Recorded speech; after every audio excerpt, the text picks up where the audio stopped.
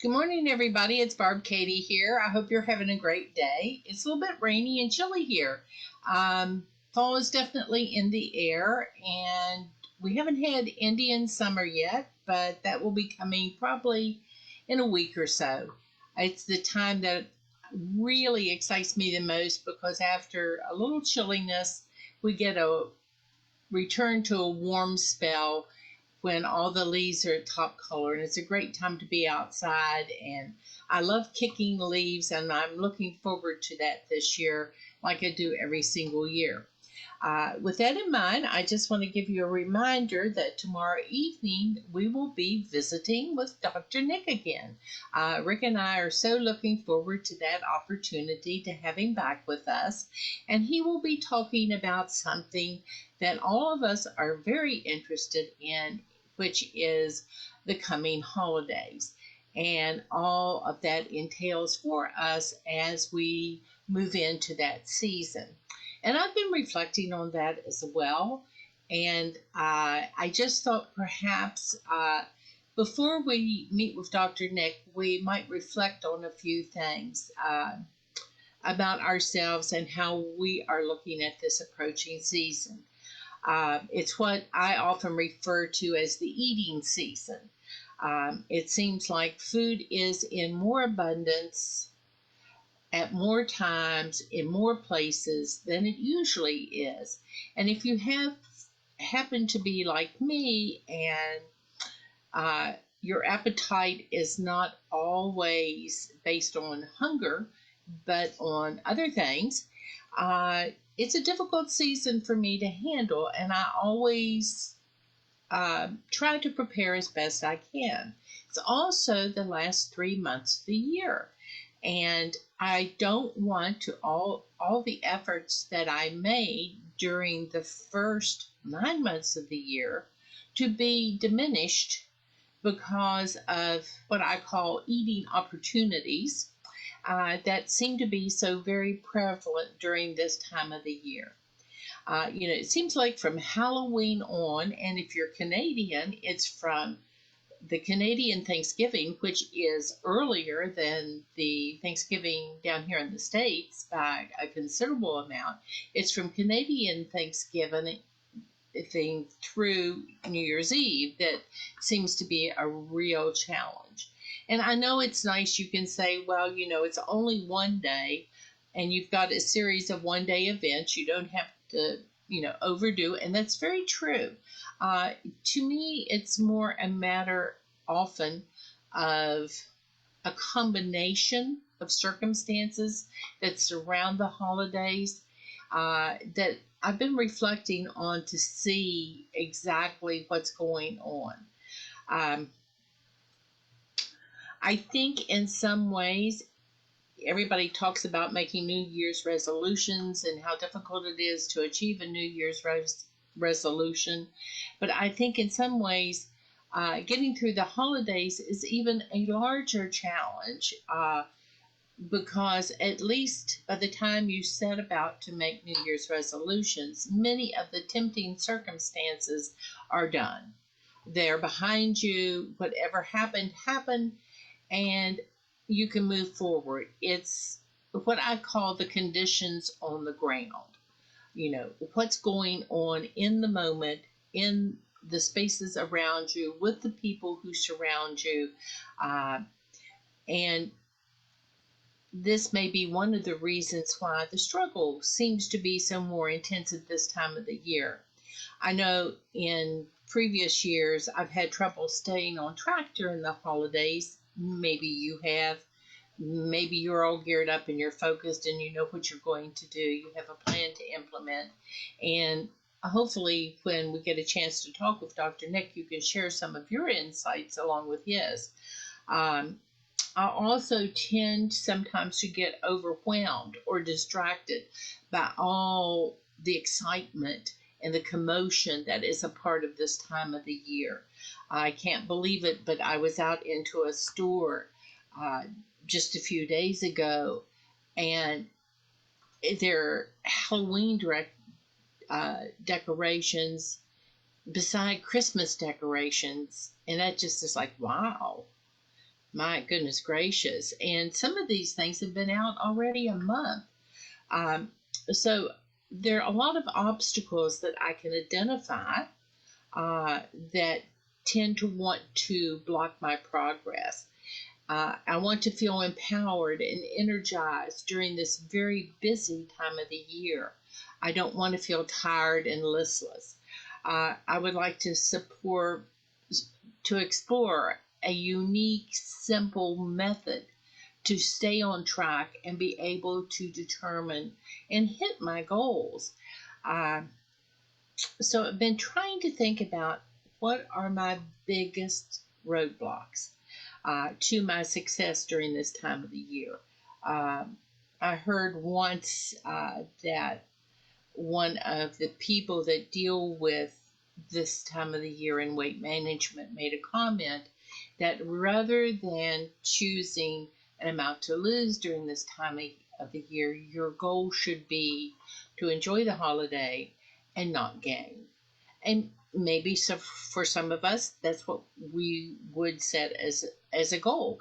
Goals are very, very personal, and each of us has to set a goal for ourselves at various stages in our journey. I know this year I'm down. I want to continue to not undermine the progress I've made. Uh, so staying the same is definitely an object that I hope to achieve. It is also only part of it. I would actually like to end the holidays with a what is to me a huge goal, which would be a loss. Uh, but I would not define my year based on meeting that one goal because the year already is successful.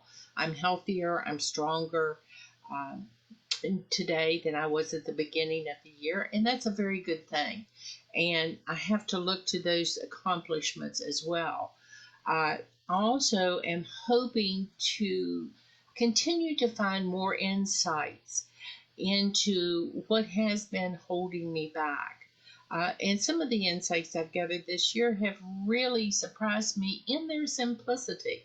Uh, so, what my object is, uh, and hopefully after the conversation with Dr. Nick, I'll be able to look at that, is to commit to one thing that I think is going to help me as I move forward in trying to improve my journey that is ongoing and in the year in a really positive way. Uh, I'm reminded of I don't know if you've heard of it, I'm sure you probably have, the 80%, 20% rule. It's also called the Pareto principle, and I ran into this uh, when I was going to school, and it has to do with the way things are sort of distributed in the world, and they can apply to almost anything. The first time I ran into it, it was about money, and it said 80% of the world's money is in the hands of 20% of the people, but it can apply to many things. Right now, I'm thinking because we're planning my class reunion, and there's a committee of us.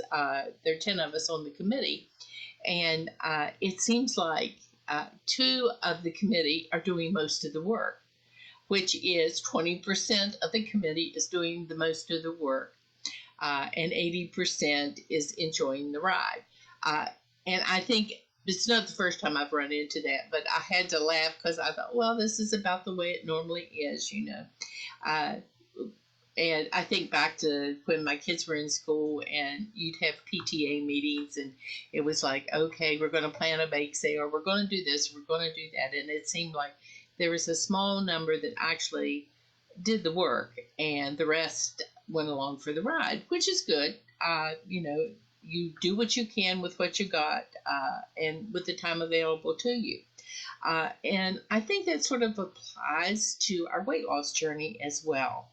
Uh, Too often, when I'm trying to make changes, I am impatient.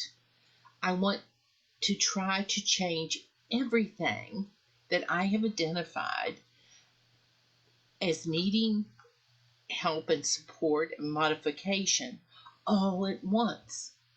Now, I know that's not possible. It's also not necessary if you believe in the 80-20 percent rule, because if I could figure out which were the biggest roadblock habits and focus on just changing them, then most everything would probably fall into place. And that's huge. To think that there may be two things that, or three things, whatever, that could be pivotal in helping me move more productively through the process of making these changes. Last night I was sitting down as I was thinking about this, talking with you today, and I came up with a list, and it's just my list. You can come up with your own list, and it'll probably have different things on it, of things that I see as things that either get in my way or could help me be better, whatever. And this is my list for you. Stop eating at night, smaller portions, learn to handle stress differently, be more active, track your food, measure your portions, learn to cook differently, understand how social pressure can contribute to eating, learn how to develop supportive relationships, understand the relationship between emotions and eating, plan your meals in advance, change how you shop, learn different methods to celebrate, eat out at different restaurants, get more rest. That's 15 things, just off the top of my head without really, taxing my brain unduly. And out of those 15 things, I selected 3 that I thought would make the biggest difference for me if I could get a handle on them. 20% of 15 is 3.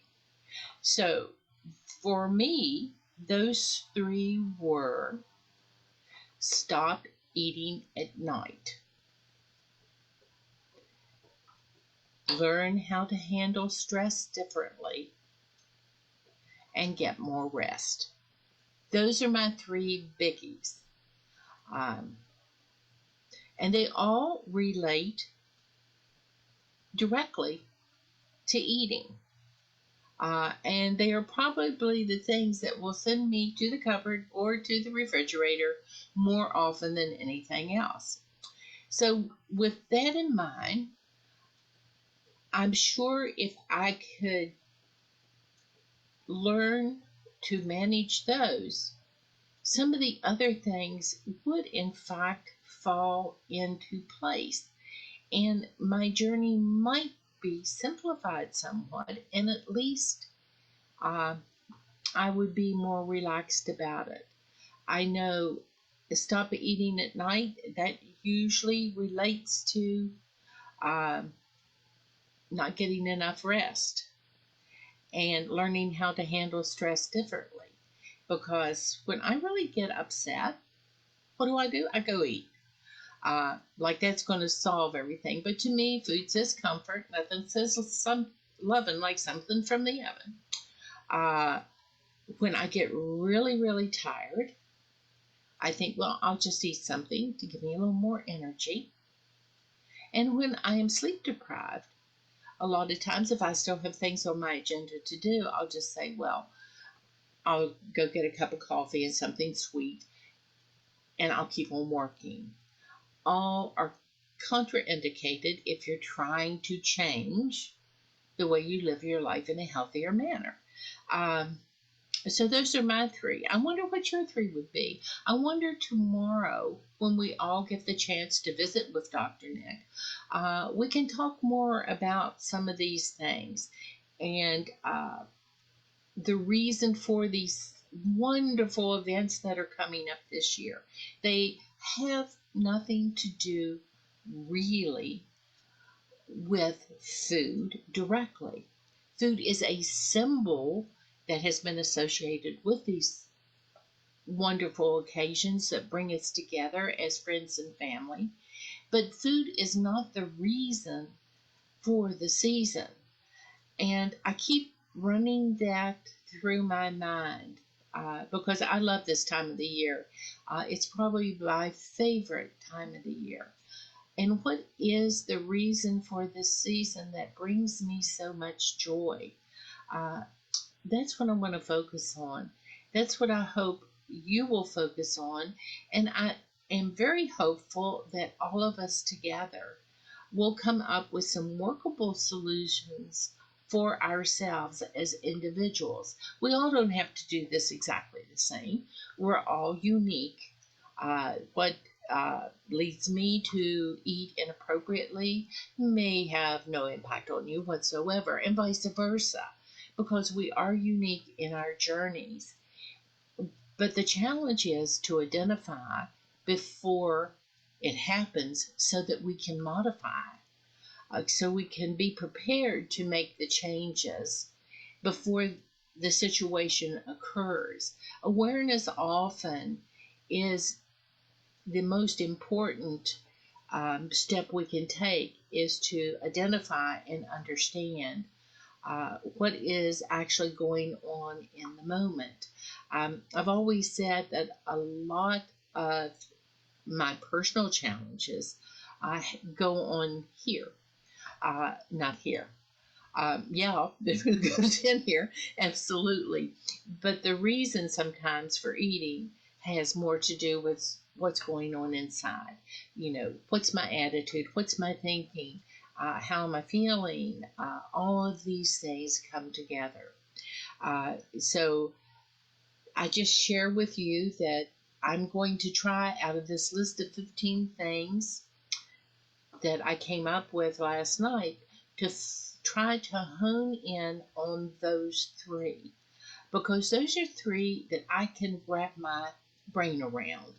I don't feel overwhelmed in dealing with those. Where when I looked at the 15, I thought, I'm never going to be able, with everything else I've got going on, to do all of those things in addition to whatever else is going on in my life.